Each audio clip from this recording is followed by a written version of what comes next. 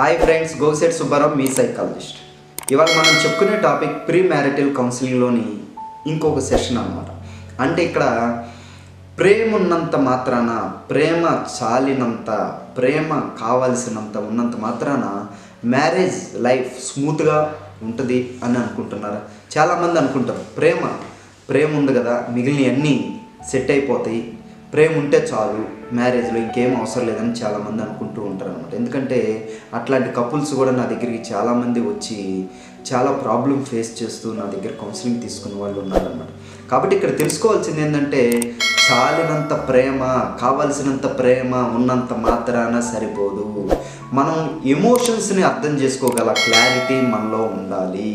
అలాగే కంపాటబిలిటీస్ అంటే daily adjustments మనలో ఉంటే, ఇద్దరు ఒకరికొకళ్ళు ఆ డైలీ అడ్జస్ట్మెంట్స్ కంపాటబిలిటీస్ ఉంటే అవి ఇంకా ఈజీగా కమ్యూనికేట్ అయ్యి రిలేషన్షిప్ ప్రాబ్లం కాకుండా, బ్రేక్ కాకుండా చూసుకోగలుగుతాం అన్నమాట.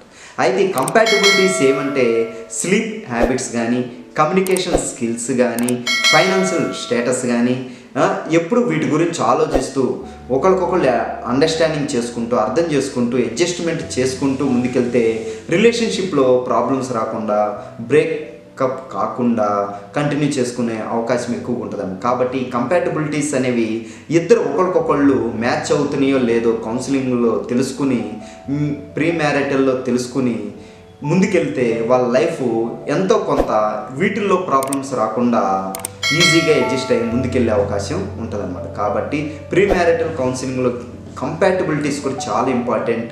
లవ్ ఒక్కటే కాదు అనేది తెలుసుకోవాలన్నమాట.